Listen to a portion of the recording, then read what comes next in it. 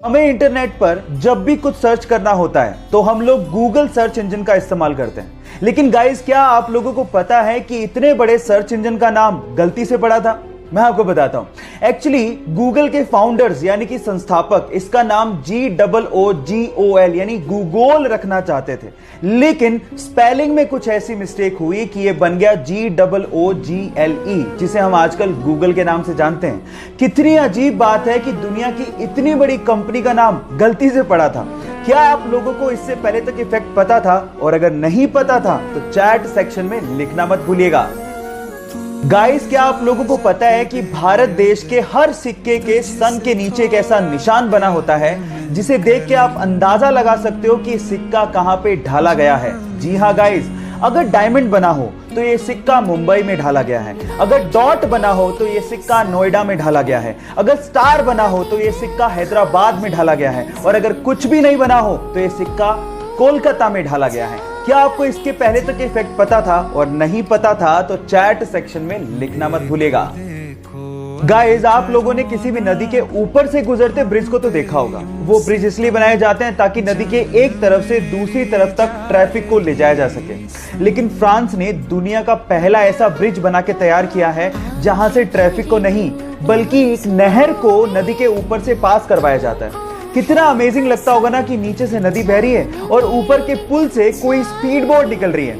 आप लोगों को इस अमेजिंग पुल के बारे में सुन के कैसा लगा? चैट सेक्शन में लिखना मत भूलिएगा।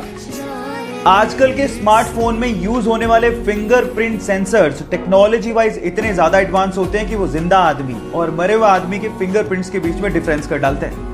मतलब ये हुआ कि मान लीजिए आपने किसी मरे हुए आदमी के फोन को उसी के फिंगरप्रिंट से खोलने की कोशिश करी तो फिंगरप्रिंट सेंसर्स उसे सेंस करके अनलॉक होने ही नहीं देगा। ये ऐसा इसलिए होता है क्योंकि मरने के बाद हमारे फिंगरप्रिंट सिकुड़ने लगते हैं, जिसे फिंगरप्रिंट सेंसर आइडेंटिफाई कर लेता है और फोन को कभी अनलॉक नहीं होने देता।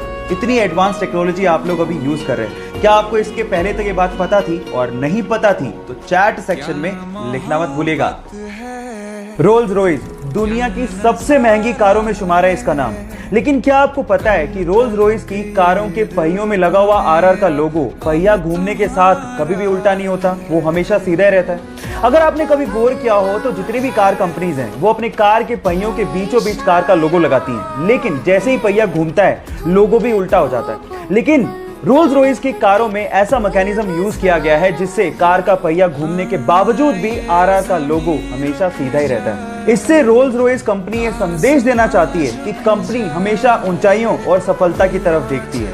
क्या ये फैक्ट आपको इसके पहले तक पता था? और नहीं पता था तो चैट सेक्शन में लिखना मत भूलिएगा। क्या आप लोगों को पता है कि टॉम क्रूज अपनी अगली मूवी की शूटिंग स्पेस में करने वाले हैं?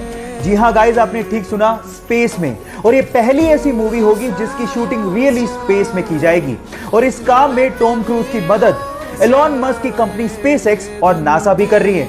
होगा कुछ यूं कि स्पेसएक्स के रॉकेट से सबसे पहले लोगों को और सामान को इंटरनेशनल स्पेस स्टेशन में लेके जाया जाएगा और उसके बाद वहां पे शूटिंग की जाएगी। सो गाइज, तैयार हो जाइए फर्स्ट एवर मूवी जिसकी शूटिंग स्पेस में होने वाली है। क्या आप लोग एक्साइटेड हैं? अगर हैं तो चैट सेक्शन में लिखना मत भूलिएगा। एक बार एक महिला अपने बच्चों के साथ एक ज्वेलरी शॉप पे जाती है और अपनी अंगुली से अंगूठी निकाल के सेल्समैन को देकर ये कहती है कि मुझे इसे बेचना है। तो सेल्समैन अंगूठी देखने के बाद उस महिला से पूछता है कि आप इसे क्यों बेचना चाहते हैं? तो महिला जवाब देती है कि इस वक्त मुझे पैसों की सख्त जरूरत है और अंगूठी बेचने के अलावा मेरे पास कोई चारा ही नहीं है। ये सुनकर सेल्समैन का दिल भर जाता है और उसके बाद जितने पैसों की जरूरत उस महिला को थी वो सेल्समैन उसे वो पैसे देता है, लेकिन आंखों से आंसू तब आ जाते हैं जब वो सेल्समैन उस रिंग को भी उस महिला को लौटा देता है। आप इस वीडियो में उस महिला के रिएक्शन उसके बाद देख सकते हैं। गाइस, इसे देख के लगता है कि इंसानियत आज भी जिंदा है। आपको ये इंसानियत का पैगाम कैसा लगा? लोगों के साथ शेयर जरूर करिएगा।